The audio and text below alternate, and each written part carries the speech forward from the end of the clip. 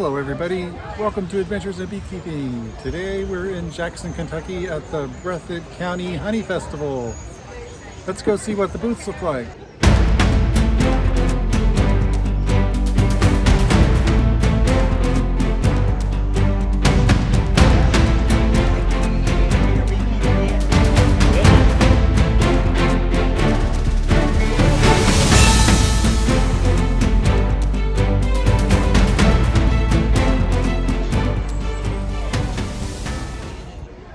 So there are lots of craft booths.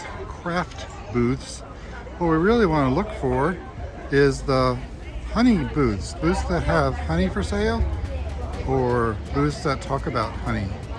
We'll just walk down through here and just kind of look at all the different booths that are available.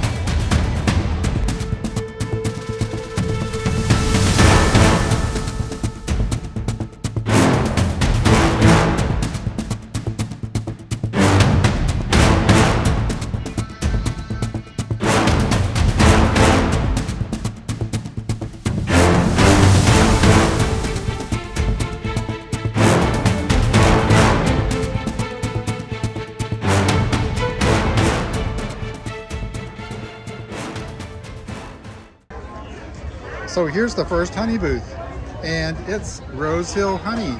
Dan and his wife.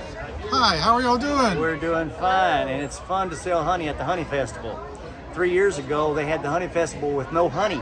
Oh my goodness. That would be a problem. That would be a problem. We started coming about 3 years ago, and we're from the Harrisburg area. But the darker honey here, there's some darker honey over there.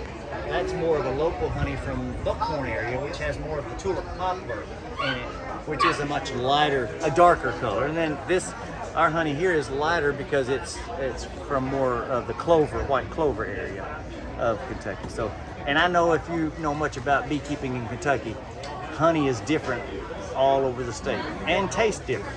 Pretty unique. Absolutely, yes.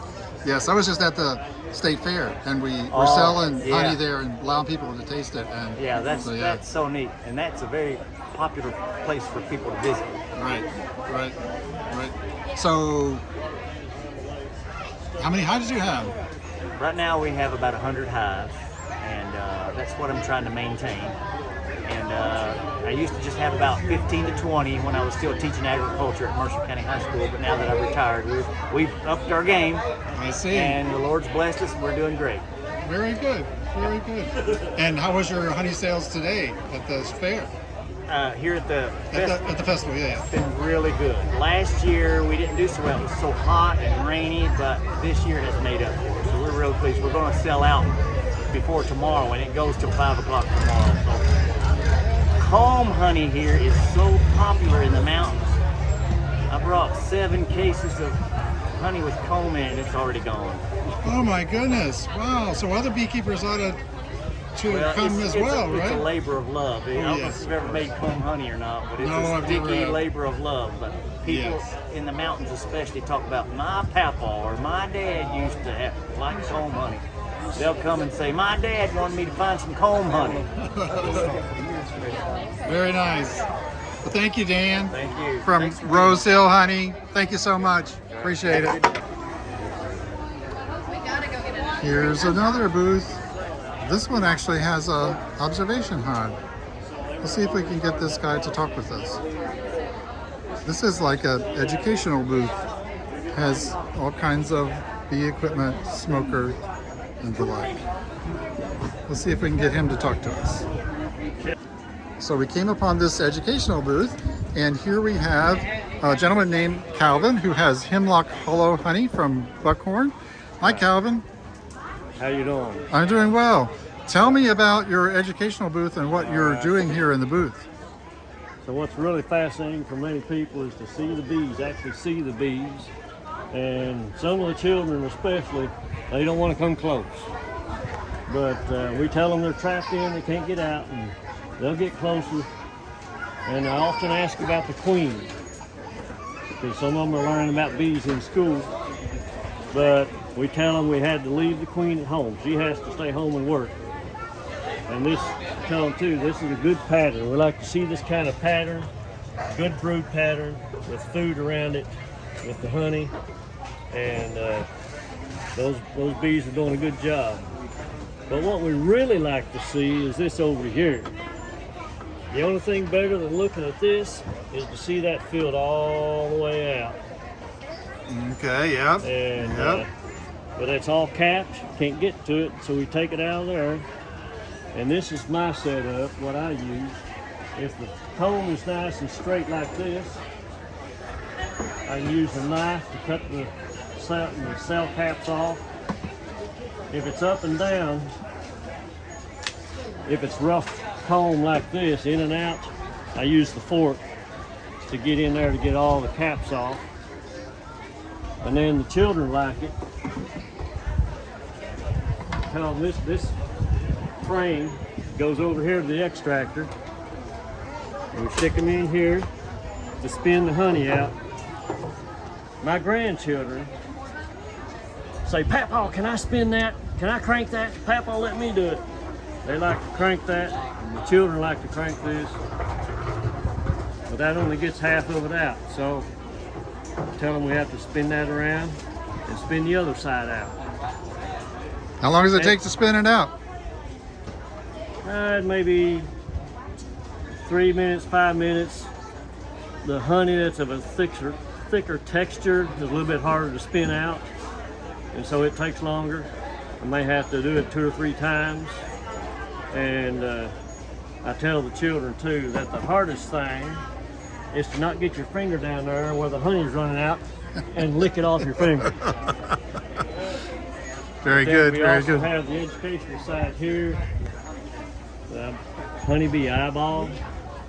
That's a swarm that my brother-in-law caught. He had to put an extra box on top of that to get them all inside. Wow, nice. Nice swarm, nice catch. Then something I've gotten into several times is cutting bees out of houses or shed walls. This one here was especially messy. Honey all over the place, down the walls. And another beekeeper and I was working together on it. When we got it all cleaned out, we still couldn't find the queen. Oh no. And I'd gone to the truck to try to get a tool or something. And the other beekeeper said, "Calvin, there's some bees on your hat." Oh. So I bent down and she got a hold of it. And she said, "The queen's right there." It was on my head. Nice. So we was able to rescue the queen. But and we show them also the difference in the queen cells, where they're going to replace the queen if she's aging, Yes. or if they're getting ready to swarm. Yep. They're on the bottom of the frame. Yep. And so, yeah, we've had fun telling the people about the bees and what all they do. We tell them about the stingers. You don't try to pull the stinger out, you scrape it off. Scrape it off, yep. So you don't get all that venom inside. So we also have donated old bee gums. Oh, nice. I didn't notice that. Okay, yeah. Old timers would use that.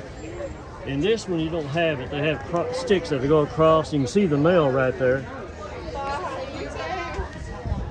Yep. This other one has the sticks in it. Oh, I see. And so the bees would build on those sticks, and then as the hive expands, it would build up also. And then if you want honey out of it, you just have to dip in and dig it out. Make a mess. I see. So where are you located? Buckhorn. Buckhorn? Okay. About 2 miles below the dam. Oh, nice. Buckhorn Lake. So you have the whole park for your forage space, huh?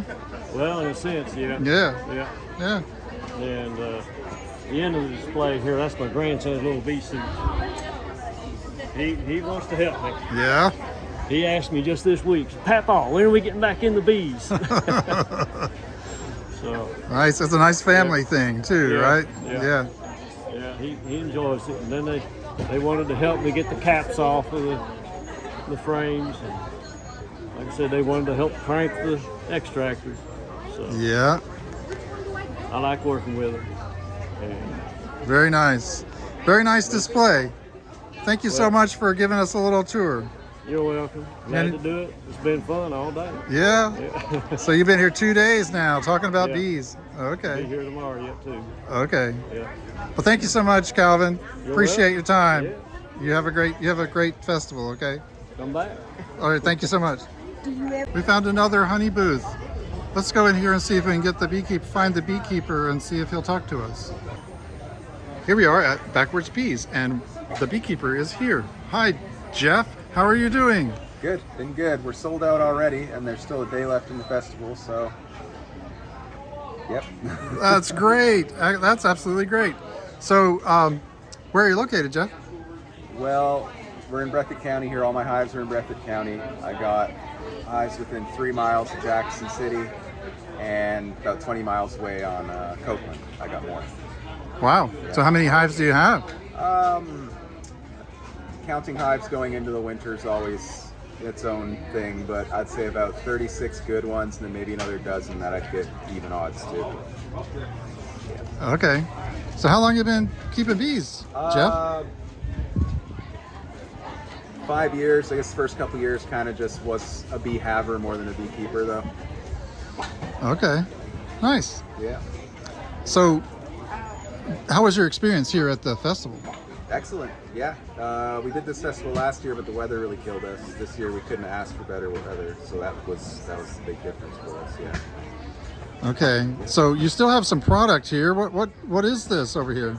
This is my wife's side of the business. This is Hammond Herbs. We've been making these products for nearly 10 years now. We do a all-natural deodorant, which is beeswax based. Not our beeswax. We would need hundreds and hundreds of hives to produce that much beeswax. And then our hair care products, which are palm based as well. All-natural, essential oils, no fragrance oils, no perfumes, nothing like that. So, yeah. Very nice. Yeah. So, based on your experience here at the festival, what would you recommend for other beekeepers that might be interested in coming to the festival? Well, I mean, I don't know. As far as this festival goes, I think there's room for it. I think the biggest thing really is I think Appalachia is such a great region potentially for beekeeping, and there's a real heritage of beekeeping here. You see a lot of people will constantly tell you like, oh yeah, my granddad used to keep a few hives, my uncle used to keep a few hives, etc. It seems like everybody's neighbor used to be a beekeeper back a generation or two ago, and there's a real reason for it here. They didn't have Varroa back 2 generations ago, but now we do. So I think anyone in Appalachia who wants to get into beekeeping, you're in a real good region for it, and just read up and do your research. Yeah. So what would you say, just guess, what is your main thing that your bees forage on? Depending on the time of year, tulip poplar I think is the real, when you're tasting the honey, that's the real thing you're going to taste up front. They go pretty crazy for the Asian chestnut. And then, this time of year, they're all over the goldenrod and the pieweed and the ironweed. We don't get any of that honey. A lot of people don't like goldenrod anyways. So that's all for them, just to fatten up for the winter. Fatten up for the winter, right. All right. A lot of sumac too. Oh, sumac too. Yeah. Oh, We okay. have some sourwood where I live, some older sourwood trees. But I think really if you want the pure sourwood, that's going to be more like Tennessee, right? Yeah. Yeah, North You gotta be Carolina hills. Higher Yeah. elevation is what I've heard for sourwood. Yeah. All right. Thank you so much, very much, for spending some time with us. Thank you so much. I'm glad that you sold out, and Yep, I this year. hope you have a great day tomorrow as well. Yeah, thanks. Thank you. That's all from the Breathitt Honey Festival in Jackson, Kentucky. Thanks for watching. God bless and have a great day.